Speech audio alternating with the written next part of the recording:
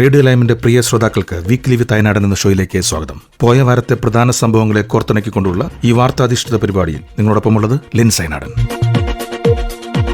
എല്ലാ radio lime ശ്രോതാക്കൾക്കും ഹൃദയം നിറഞ്ഞ ഓണാശംസകൾ. ഇന്ത്യയും റഷ്യയും പരിഹസിച്ച അമേരിക്കൻ പ്രസിഡന്റ് ഡൊണാൾഡ് ട്രംപ് ഇന്ത്യയും റഷ്യയും ഏറ്റവും ഇരുണ്ട ചൈനയുടെ പക്ഷത്തായെന്നും അവർക്ക് ഒരുമിച്ച് ദീർഘകാലത്തേക്ക് മികച്ച ഭാവി ഉണ്ടാകട്ടെ എന്നും ട്രംപ് സ്വന്തം സോഷ്യൽ മീഡിയ പ്ലാറ്റ്ഫോമായ ട്രൂത്ത് സോഷ്യലിലൂടെ പ്രതികരിച്ചു. ഇന്ത്യൻ പ്രധാനമന്ത്രി നരേന്ദ്രമോദിയും റഷ്യൻ പ്രസിഡന്റ് പുടിനും ചൈനീസ് പ്രസിഡന്റ് ലീ ഷി ജിൻപിങ്ങും ഒരുമിച്ചുള്ള ചിത്രം പങ്കുവച്ചായിരുന്നു ട്രംപിന്റെ പരിഹാസം. അതേസമയം ട്രംപിന്റെ പരിഹാസത്തോട് ഇപ്പോൾ പ്രതികരിക്കുന്നില്ലെന്നായിരുന്നു വിദേശകാര്യ വക്താവ് രൺദീപ് ജയ്സ്വാളിന്റെ പ്രതികരണം.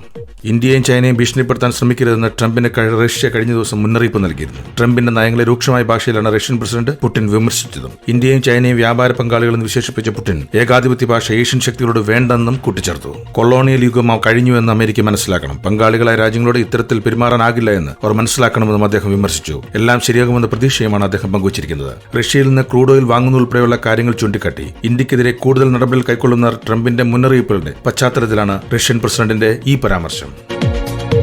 പ്രശസ്ത Italian fashion designer Giorgio Armani അന്തരിച്ചു.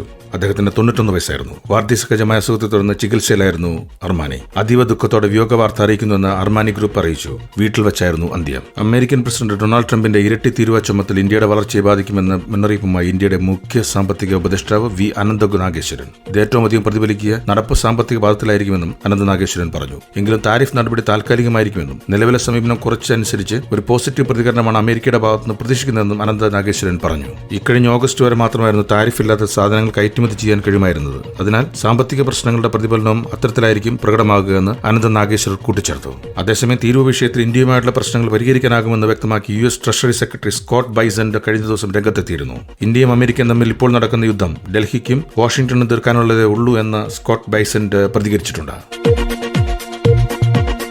നാട്ടിലെ വിശേഷങ്ങൾ.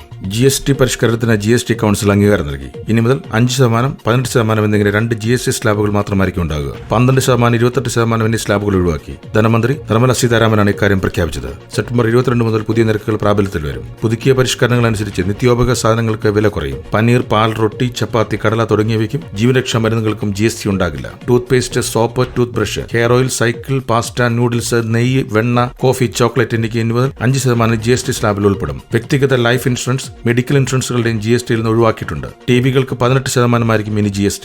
1200 cc താഴെയുള്ള കാറുകൾക്കും 350 cc താഴെയുള്ള ബൈക്കുകൾക്കും GST 18% കുറയും. രാജ്യത്തെ സാധാരണക്കാർക്ക് വേണ്ടിയാണ് GST നിരക്കിൽ പരിഷ്കാരങ്ങൾ നടത്തിയതെന്ന് നിർമ്മല സീതാരാമൻ പറഞ്ഞു. അതേസമയം സംസ്ഥാനങ്ങൾക്കും കേന്ദ്രഭരണ പ്രദേശങ്ങൾക്കും പരിഷ്കാരം മൂലം വലിയ നഷ്ടമുണ്ടാകുമെന്ന് 56ാമത് GST കൌൺസിൽ യോഗത്തിൽ പങ്കെടുത്ത പ്രതിപക്ഷ ധനമന്ത്രിമാർ ചൂണ്ടിക്കാട്ടി. പരിഷ്കരണം മൂലം കേരളത്തിന് 8,000 കോടി രൂപയുടെ നഷ്ടമുണ്ടാകുമെന്നും ഇത് നികത്താനുള്ള നടപടികൾ കേന്ദ്രം സ്വീകരിക്കണമെന്നും കേന്ദ്ര ധനകാര്യ മന്ത്രാലയത്തോട് KN ബാലഗോപാലൻ ആവശ്യപ്പെട്ടു. പൗരത്വ ഭേദഗതി നിയമത്തിൽ സുപ്രധാന മാറ്റവുമായി കേന്ദ്ര സർക്കാർ. അഫ്ഗാനിസ്ഥാൻ, ബംഗ്ലാദേശ്, പാകിസ്ഥാൻ തുടങ്ങിയ രാജ്യങ്ങളിൽ നിന്ന് 2024 ഡിസംബർ 31 അതിനു മുമ്പോ ഇന്ത്യയിലെത്തുന്ന ഹിന്ദു, സിഖ്, ജൈൻ, പാഴ്സി, ക്രിസ്ത്യൻ വിഭാഗങ്ങളിൽ നിന്നുള്ളവർക്ക് പൗരത്വത്തിന് അപേക്ഷിക്കാം. നേരത്തെ 2014 ഡിസംബർ 31 വരെ ഇന്ത്യയിലെത്തിയവർക്കായിരുന്നു പൗരത്വത്തിനായി അപേക്ഷിക്കാൻ സാധിക്കുക. എന്നാൽ ഇത് പുതുക്കി 2024 ഡിസംബർ 31 കേന്ദ്ര സർക്കാർ തീരുമാനിക്കുകയായിരുന്നു. ഇതോടെ 2024 വരെ ഇന്ത്യയിലെത്തിയ മുസ്ലിം ഇതര വിഭാഗങ്ങൾക്ക് പാസ്പോർട്ടോ മറ്റ് യാത്രാരേഖകളോ ഇല്ലാതെ രാജ്യത്ത് തുടരാമെന്നും ആഭ്യന്തര മന്ത്രാലയം അറിയിച്ചു. ബീഹാറിലും പശ്ചിമ ബംഗാളിലും തെരഞ്ഞെടുപ്പ് നടക്കാനിരിക്കെയാണ് കേന്ദ്ര നീക്കം. 2019 പൗരത്വ ഭേദഗതി നിയമം പാസാക്കിയത്. അയൽ രാജ്യങ്ങളിൽ നിന്ന് മതത്തിന്റെ പേരിൽ പീഡനം നേരിടുന്ന ഹിന്ദു, സിഖ്, ജൈന, പാഴ്സി, ബുദ്ധ, ക്രിസ്ത്യൻ വിഭാഗങ്ങൾക്കു നിന്നുള്ള കുടിയേറ്റക്കാർക്കാണ് ഇന്ത്യൻ പൗരത്വത്തിന് അപേക്ഷിക്കാൻ അനുമതി നൽകുന്നതാണ് പൗരത്വ ഭേദഗതി നിയമം. ആഗോള അയ്യപ്പ സംഗമത്തിന്റെ പേരിൽ പിരിക്കുന്ന ഒരു പൈസയും സർക്കാർ വാങ്ങില്ലെന്ന് മന്ത്രി VN വാസവൻ. ശബരിമലയെ ആഗോള തീർത്ഥാടന കേന്ദ്രമാക്കുകയാണ് ദേവസ്വം ബോർഡ് ലക്ഷ്യമെന്നും അതിൽ ആക്ഷേപങ്ങൾക്ക് അടിസ്ഥാനമില്ല എന്ന് മന്ത്രി VN വാസവൻ പറഞ്ഞു. ശബരിമലയിൽ മുൻപുതൊട്ടേ സ്പോൺസർഷിപ്പുകൾ സ്വീകരിക്കുന്നതാണ്. 72 സ്പോൺസർമാരാണ് നിലവിലുള്ളത്. സംഗമത്തിൽ പങ്കെടുക്കുന്ന അയ്യപ്പന്മാരിൽ നിന്ന് അഭിപ്രായങ്ങൾ എഴുതി വാങ്ങിച്ച് നിർദ്ദേശങ്ങൾ സ്വീകരിക്കുക എന്നുള്ളതാണ് സംഗമത്തിന്റെ ലക്ഷ്യമെന്നും മന്ത്രി വ്യക്തമാക്കി.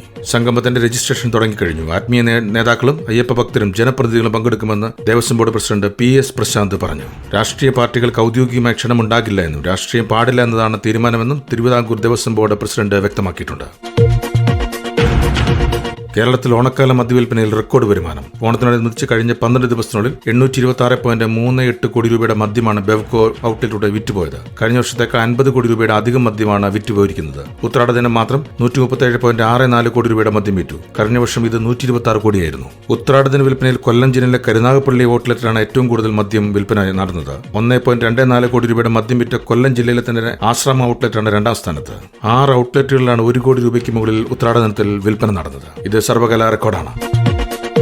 പോയ വാർത്ത കായിക വിശേഷങ്ങൾ. ലോകകപ്പ് യോഗ്യതാ മത്സരത്തിൽ വെനിസുലയ്ക്കെതിരെ മിന്നും വിജയവുമായി അർജന്റീന. ഇതില്ലാത്ത 3 ഗോളിനാണ് ലയണൽ മെസ്സിയും സംഘവും വിജയിച്ചത്. അർജന്റീനയുടെ മണ്ണിൽ അവസാന മത്സരത്തിനിറങ്ങിയ മെസ്സി 2 ഗോൾ സ്വന്തമാക്കി. മത്സരത്തിൽ 17 ഷോട്ടുകൾ അർജന്റീന ഉയർത്തപ്പോൾ 9 ലക്ഷ്യസ്ഥാനത്തേക്ക് കുതിച്ചത്. ഇതിൽ 3 ഗോളായി മാറി. മത്സരത്തിൽ 77% സമയവും പന്ത് നിലർത്താൻ അർജന്റീന ടീമിന് സാധിച്ചു. അതേസമയം ലോകകപ്പ് യോഗ്യതാ പട്ടികയിൽ അർജന്റീന 1ാം സ്ഥാനത്ത് തുടരുകയാണ്. 17 മത്സരത്തിൽ നിന്ന് 12 ജയവും 2 സമനിലയും 3 തോൽവിയുമാണ് 38 പോയിന്റുകളാണ് മെസ്സിക്ക് കൂട്ടർക്കുമുള്ളത്. 17 മത്സരത്തിൽ നിന്ന് 4 ജയവും 6 സമനിലയും 7 തോൽവിയുമുള്ള വെനിസുല 7ാം സ്ഥാനത്താണ്. അടുത്തയാഴ്ച ആരംഭിക്കുന്ന ഏഷ്യ കപ്പ് T20 ക്രിക്കറ്റ് ടൂർണമെന്റിൽ ഇന്ത്യൻ താരം മലയാളി താരം സഞ്ജു സാംസൺ കളിക്കണമെന്ന് മുൻ താരവും കമന്റേറ്ററുമായ സുനിൽ ഗവാസ്കർ ആവശ്യപ്പെട്ടു. സഞ്ജുവിനെയും ജിതേഷ് ശർമ്മയെയും പോലുള്ള 2 കഴിവുള്ള താരങ്ങൾ ടീമിലുള്ളപ്പോൾ ഒരാളെ തെരഞ്ഞെടുക്കുക പ്രയാസകരമായിരിക്കും. എങ്കിലും തന്റെ പരിഗണന സഞ്ജുവിനാണെന്ന് ഗവാസ്കർ സോണി സ്പോർട്സിനോട് പ്രതികരിച്ചു. ഏത് സെലക്ഷൻ കമ്മിറ്റിക്കും ഉണ്ടാകാവുന്ന വലിയൊരു തലവേദനയാണിത്. കാരണം നിങ്ങൾക്ക് 2 മികച്ച ബാറ്റർമാരുണ്ട്. എന്നാൽ സഞ്ജു സാംസനെ പോലെയുള്ള ഒരാൾക്ക് 3ാം നമ്പറിൽ ബാറ്റ് ചെയ്യാനും ആവശ്യമെങ്കിൽ 6ാം നമ്പറിൽ ഫിനിഷറായി കളിക്കാനും സാധിക്കും. ജിതേഷ് അടുത്തിടെ അവസാനിച്ച IPL മികച്ച പ്രകടനം കാഴ്ചവെച്ചിട്ടുമുണ്ട്. എന്നാൽ തന്റെ അഭിപ്രായത്തിൽ സഞ്ജുവിനായിരിക്കും ടീമിൽ മുൻഗണന ലഭിക്കുക എന്ന് സുനിൽ ഗവാസ്കർ പ്രതികരിച്ചു. ഈ ആഴ്ചയിലെ വാർത്താധിഷ്ഠിത പരിപാടി ഇവിടെ അവസാനിക്കുന്നു. അടുത്തയാഴ്ച ഇതേ സമയം നിങ്ങളോടൊപ്പം ഉണ്ടാകുന്ന പ്രതീക്ഷയോടെ നിങ്ങളുടെ സ്വന്തം ലെൻസ് അയനാടൻ.